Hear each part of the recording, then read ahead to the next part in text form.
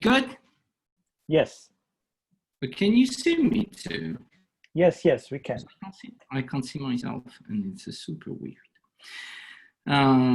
Okay, so let me just start by thanking Pedro and everybody for staying for so long, for being here. It started 6 hours ago today, and it's the third day. As some of you know, I'm associate professor of aesthetics and art theory at the School of Arts at Nanjing University, Nanjing, which is in China, and director of the Nanjing University Center for Sino-Italian Cultural Studies. And well, I'm generally interested in questions about relationship between urban space and the intersection between basically artistic interventions and the nature of public space in general. So here today I'm presenting this paper that is entitled Street Art, Decorum and the Politics of Urban Aesthetics. This is actually something that basically draws on a couple of publications that are forthcoming. The first one is Street Art, as the title that I'm using today, Street Art, Decorum and the Politics of Urban Aesthetics, which is coming out in Contemporary Aesthetics. There is a special volume in Urban Aesthetics edited by Sanna Latinen, if some of you, I hope I'm saying the name right. If some of you know her, she works a lot in urban aesthetics, and the other one is Street Art, Urban Aesthetics and the Politics of Improvisation, which is coming out for the Routledge Handbook of Philosophy Improvisation in the Arts, that is edited by Alessandro Bertinello and Marcello Ruta. So I would like to begin with a little bit of a story.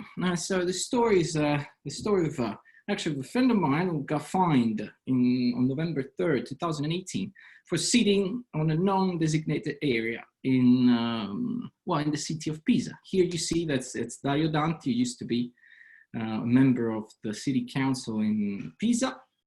And on the right, Teresa is fine. So he was sitting, as you can see, outside of a church. And in that period in Pisa, he was actually prohibited. A set of laws promoting decorum were approved. And these laws prohibited most activities other than walking.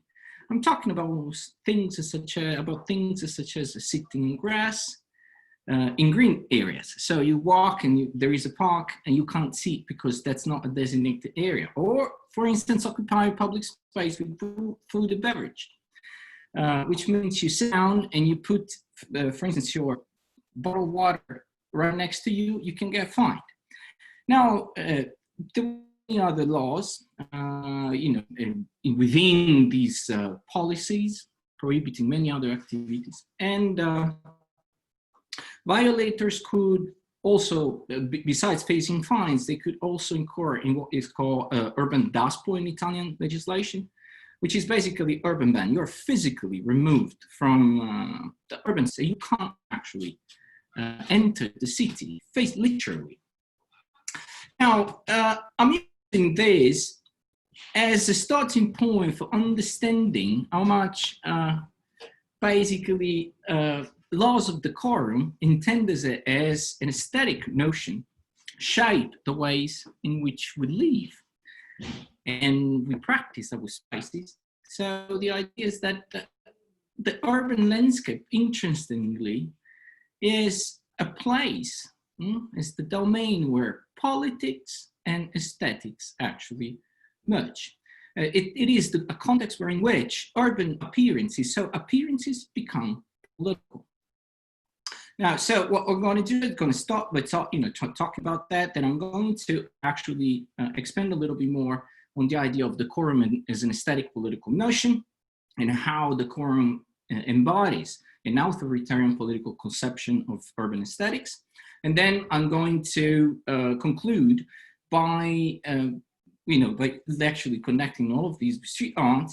And I'm going to argue that street art is a subversive response to the authoritarian aesthetics embedded in political discourse about decorum, and what actually street art does is injecting spontaneity into the urban landscape. Now I see that there are some, the chat is moving, but I can't see. So if somebody has something to say, then I might want to hear before the end of the presentation, then just let me know. And here you see a beautiful picture that is evocative of what I'm talking about. Now you see this is a picture of a bridge in Pisa, and here you see people that look like a group of zombies, because basically what we do today, what we can do in public spaces mostly, is just walking from a private place to another one. Now here is you know, a general introduction. I don't know, and I'm a philosopher as by training.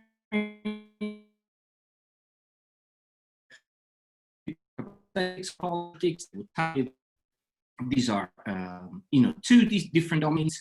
Now for autonomies, for instance, you know, the political considerations have, oh, can you hear me? Can you hear me?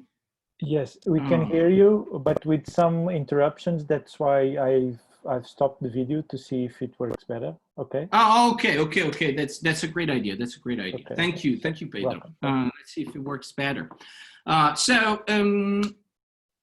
So the idea is that, again, like both for autonomists, you have basically they uphold the view according to which political considerations or a consideration other than strictly aesthetics one are irrelevant, whereas heteronomists, they will tell you that they are you know, they're relevant, but you can still in principle distinguish. And when you have, for instance, art genres where politics and aesthetics obviously intersect, so such as propaganda art or protest art, is it still in principle possible to distinguish between those two in at least you know, ideally. Now what I want to challenge that idea, and I want to argue that actually there is basically in the context of the city, you can't have a principal way to distinguish between the aesthetic and the political. So the idea is that the city's appearances are a terrain of political struggle. Now here, you have to think about politics in a way that actually draws on Rancière's most basic notion of politics. Now politics is mostly understood as a way of administering in most rational way resources while resolving conflicts. This is what Rancière calls political realism. But actually this, you know, Rancière criticizes this idea of politics because basically, well, he says that it's just a way to basically impose a particular ideology while not claiming that it's ideology.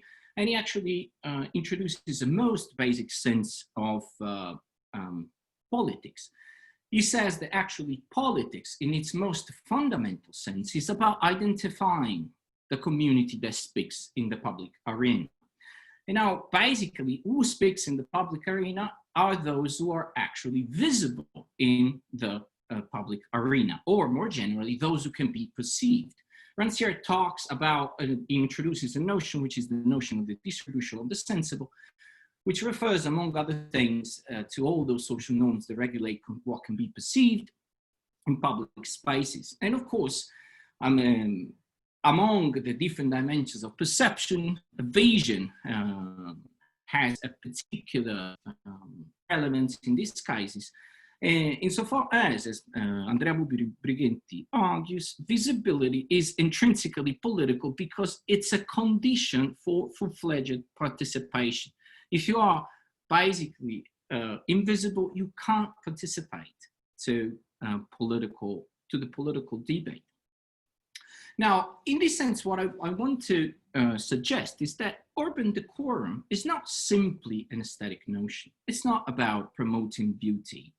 It's not about making the city look in certain ways, but it's about controlling who has access to the city and who doesn't have access to the city. Urban decorum is about prohibitions that target certain behaviors in public spaces, things such as eating, resting, or sleeping in urbanly accessible areas, or consuming or selling alcohol, camping, or marking visible surfaces, because again, this is an action rather than simply an outcome. Now, what usually people see in these policies are attempts at marginalizing de jure certain groups of individuals. They are the individuals, the groups of individuals that more likely engage in those activities. Now, for instance, the most famous or infamous view that informs particular, theories of, policies of urban decorum is the broken windows theory. And what does the broken windows theory or hypothesis? Well, it connects essentially violations of the decorum, so minor violations such as, for instance, graffiti, or forms of all sorts of form of vandalism, or skateboarding, to serious crime and economic losses. So the idea is that if you allow for people to actually mark the city in the ways in which they want, or you let them skate and practice the city in the ways in which they want, you will have a rise in serious crime, and you will have basically a devaluation of property, that is economic loss.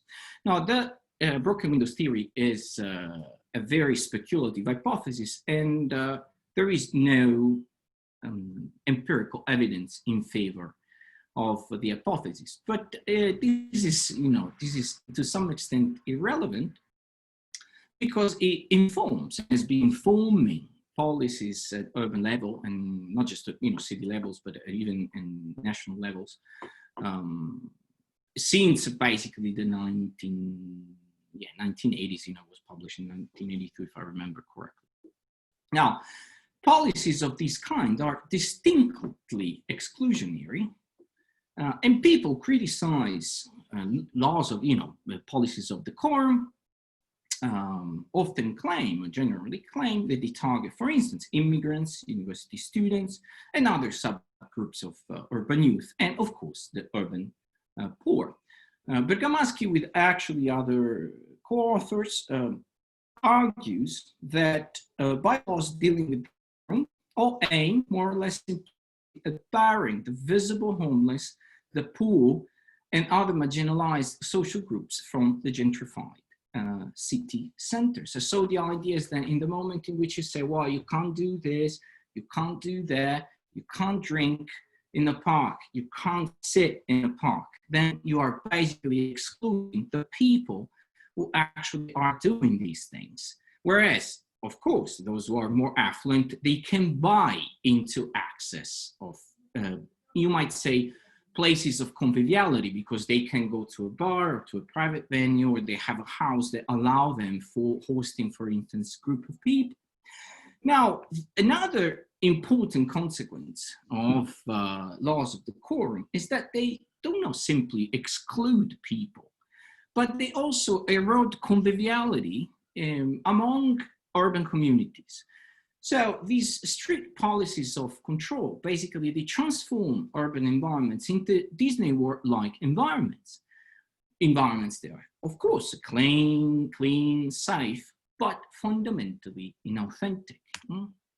Now, here is the part about street art. What does street art do? Now, street art actually opposes these policies of decorum. Now, it is not a case that policies of decorum, as soon as they emerged, that they started to target aggressively graffiti and more generally street art. Now, I'm going to say something because it seems that a lot of people are interested in these questions of definition. I mean, I've worked on the definition of street art ad nauseam, so I think over 20 publications now. So the idea is that I think that basically the original form of street art is graffiti, and all the other, they come from there. And in particular, I'm very fond of tags, which have been excluded to some extent from all the discussions. So street art basically uses performatively, and this is important because I actually think the street art works of street art are not visual artworks, but are works of performance art. They freely use the city's visible surfaces in ways that they are actually subversive. And Malcolm referred to my discussion of subversiveness. So the idea is that these works, they challenge the urban distribution of sensible, so the social norms that regulate what you can see or what you can't see in public spaces. And in doing so, they basically use those spaces in alternative ways. Now, here, in alternative ways, they are actually distinctly spontaneous. And this is very important to me. Because in general, when we talk about spontaneity, and especially spontaneity in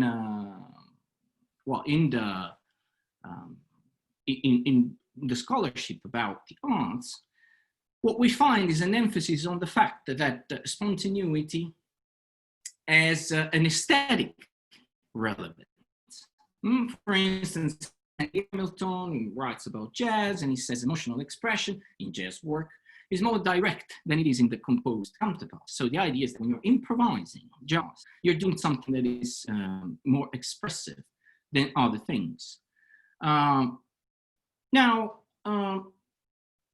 Well, I suggest that in urban aesthetics, spontaneity also acquires a political significance or undertone. So the idea is that spontaneous expression becomes de facto related to political inclusion. So the idea is that in the moment in which you are not able to be spontaneous in public spaces, you are somewhat excluded from the political arena. And this is something that importantly reduces the joy of being in the city, and it reduces the quality of our lives. So the idea is that by being able to use, let's say, public surfaces, urban surfaces, in free ways, without actually a plan, or at least with some kind of limited plan, or with some kind of important adaptations on the spot, without, you might say, authorization. What street artists are reintroducing spontaneity in our urban lives. Yeah, in an important sense, what I see in street art is an attempt to embody or realize an idea of the city that Italo Calvino, is a famous Italian writer, discusses or presents in The Invisible Cities. And Calvino says that actually the urban utopia is made of fragments mixed with the rest, of instants separated by intervals. This continues in space and time, now scattered, now more condensed. Now, what Calvino is saying is that a good city is a city that can actually adapt to the necessarily messy nature of urban lives. And actually policies of the quorum with the street order that they want to impose are distinctly and essentially related to a lack of joy in living our lives, to political exclusion, and to the deprivation of what I want to introduce as a further variation to the famous idea of the right to the city. The right to the city, to me, is also the right to improvise in or simply the city, because it is about the possibility of expressing yourself in ways that are authentic. And with this, I'll thank you very much. I hope you heard me. I see that everybody's disappeared. And here you find my contacts, the academia page, then you can see my WeChat, my email. It's great, Andrea. It was very, as usual. I think this philosophical approach, it's always very useful and addresses the same subjects in another ways, right? So it's kind of always very, very compelling. I think you can now let's see. Yeah, and turn on your Oh, it says that I can't because you stopped it. Okay, so I will ask. You are exclusionary and authoritarian. It's the rules. You have policies of decorum. Okay. No, it's okay. I don't know where I'm the closest one. I'm the one with the worst connection. Yeah, that's crazy. I don't know if anyone wants to address Andrea. So wants to make some comment, make some. So I think Mathieu have here some words. Mathieu, do you want? I'll just stop sharing so I can actually. It's perfect like this. Yeah. I don't have so much comment except the one that I really enjoy this idea of getting interested in tagging culture as the ground basics version of urbanity, like the most fundamental way to express what urbanity should be, like not prescribed, but kind of a freedom of move, and this idea of tagging being totally condemned in any time by any political decision, even common people you meet, even people who are sensitive to art, or even people sensitive to graffiti, but not practitioner. I think it's very strong statement. Actually, that's the one I'm embracing, because most of my interest in graffiti was always about tagging culture and not so much about the decorum. No, I mean decoration, not decorum. Mm. No, I think, like, for those of you who know a little bit what I do, I mean, it seems to be a corrective of the ways in which we should talk about these practices. I mean, like, I don't want to be polemical, but Einat yesterday, actually, she gave this really nice talk about the policies of, how, whether the city controls what we do. And, but, the exclusion was tagging. So that is, or, when I talk about political inclusion and exclusion, that's already where the game is. So for me, the point of tagging is that the tagging is really the otherness of what is normal or what is socially acceptable. Because again, if you see a piece like this, even my mom, there is the puppet in the middle, it looks a little more like what we're used to. It looks more similar to what is numerous. So the representation is okay, be part of what usually is sanctioned in the city. But writing hasn't been part of art in the West, at least since the 13th century. So illuminated manuscript, that's the last moment, and then boom, you don't see it anymore. So the lettering gesture, it's really the essence of a practice that actually brings something that is distinctly different and is distinctly subversive. And for me, it's the beauty. I mean, I'm also, I live in China, so I have a passion for calligraphic elements. It has a beauty that is very important, but again, it also has a difference that actually screams the face of authority. We're not part of your game. Okay, some more comments, someone? So Isabel was first, then Jacob. Hi. Well, I don't know exactly what I want to say. I think it's a comment more than a question. And I think it's a very broad comment. This is when I'm missing the beers after the conference.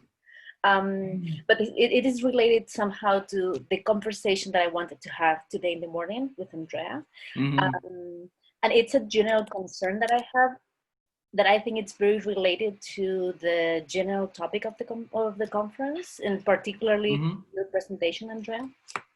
Like, for example, I work in the field of study abroad. So I teach American students who spend a semester in Madrid. So this is the profile that I usually target and that I know very well, okay? They love street art as a commodity, as a thing that is fashionable. This is what they are trying to find every time they're traveling all around Europe, especially, okay? So they're joining these kind of street art tours, okay, that are led by people that are not necessarily professional. And I don't want to compare all the companies and all the guide tours, because I'm sure there are all kind of things and qualities and so on. but come on, I mean, in Madrid, there is a company that is celebrating graffiti bachelor parties, for example, or birthday graffiti experience, when everything is vandalized. And I'm always asking myself, like, if you have certain criteria to choose a professional, for example, to take you to a cathedral or to the Prado Museum, why we as professionals don't try to put our work in value? And, you know, and I mean, street art means that anything goes. And I think what Andrea was trying to prove in his conference, I mean, this is what I took from it, is that can be dangerous. I mean, street art can be very powerful if you actually get to see the underlying messages and the level of manipulation that can be behind it. And I think, I don't know, this is a big concern that I have, and I think I don't want to steal time from Javier. Yeah, so I don't know if I got the point across. I don't know. No. I don't know if you want to accumulate with Jacob commentary or question, maybe, so we can save some time. We are running a bit late. Jacob, can you? Yeah, Okay. I have another reflection than a question, but well, I wanted to thank Andrea for interesting, and especially on this pointing out the so-called broken windows theory as a broken window hypothesis, or perhaps we could even call it a broken window of guessing, lowering the epistemological quality of that theory. But I'm just thinking it was something interesting in. There's I think in this theory there is graffiti is mentioned one time in the original article in The Atlantic, and it's by reference from Nathan Glaser.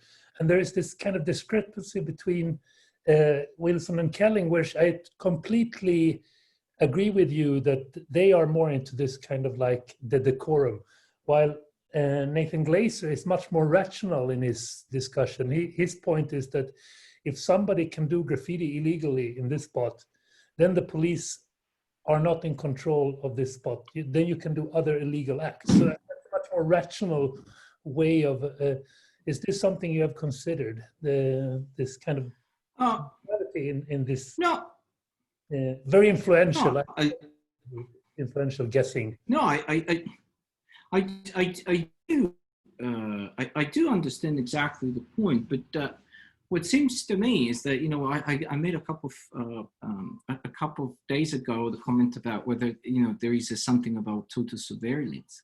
I mean, if really, you know, the idea is that you have to be controlled all the time, I think that's the real problem. I mean, seriously, you know, when I talk about these things, you know, you might, you know, again, you know, my mom is actually filming me. My mom's not a great fan, and she tells me all the time, you know, why, you know, that she doesn't like people doing graffiti.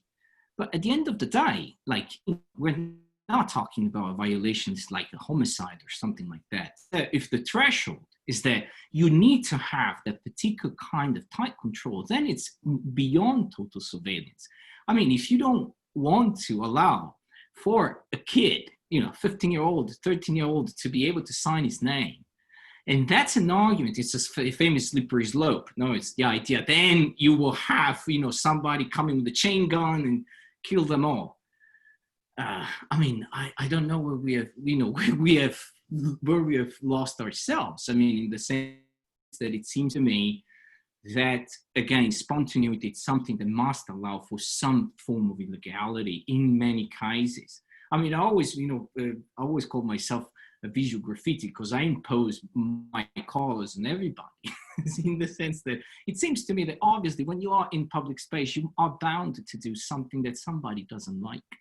The other, you know, the answer to this, you know, the other answer is to say nobody does anything. It's the zombie picture that I gave at the beginning. Nobody's committing a crime because you're going from home to, you know, to work or something like that. And again, to me, this is the crucial point. I don't want to be controlled. Again, it's to me the idea that I should be afraid all the time. And if, you know, if a graffiti can come up, I can die. I'd rather die. I mean, for real. it seems to me that then there is no point in it. Thank you. So Yeah. somebody wants to make one or two questions, pressing questions, like I've seen Tijen here in the Svenska. Yes. Hi, Andrea. Thank you for fascinating stuff. It's something that just struck me while I was listening again to a graffiti aficionado that ends up in the viewpoint that tags are the best or the most interesting aspect of graffiti. I hear this all the time. Perhaps this is not news to you people who are doing this often, but the thought, it's quite a recent thought in my head, at least, like what place, what culture, historical place will tags have in the future? I personally believe that graffiti, the way we know it now, will disappear pretty soon, maybe. But I'm talking like in 200 years, 300 years, tags haven't been that documented until quite recently. Much thanks to YouTube videos like the ones that Tags and Throws are doing, and bombing videos. And I mean, we weren't taking photos of them hardly at all before. And it's just a thought pattern that, I mean, you guys who are in, for example, in urban creativity, whose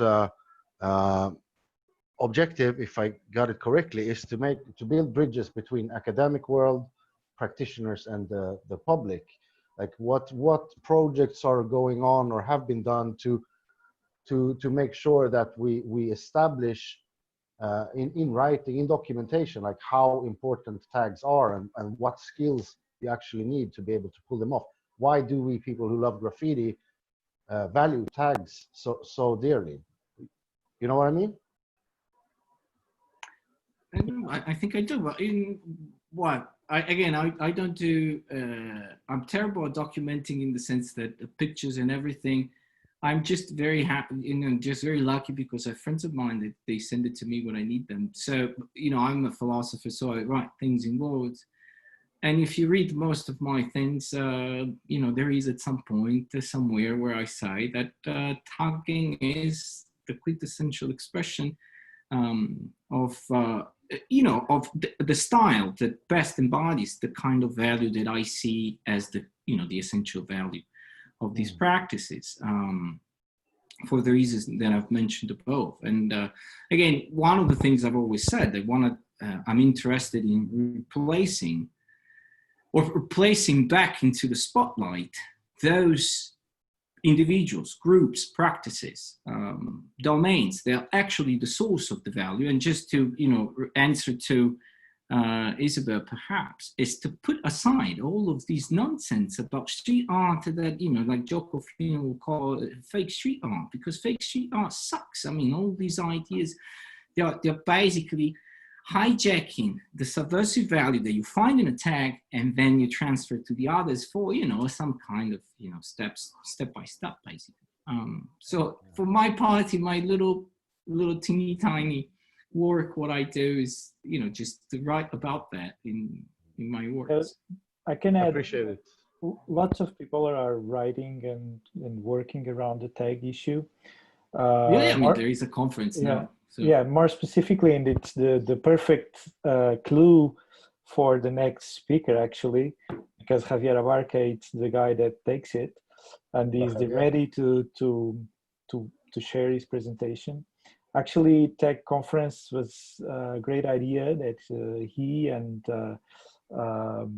some more guys did in Germany, and then caught fire. And in connection with Unlock Book Fair Festival that he also promotes, have a big role on tag documenting and tag, gathering of the relevance of tagging in this sense.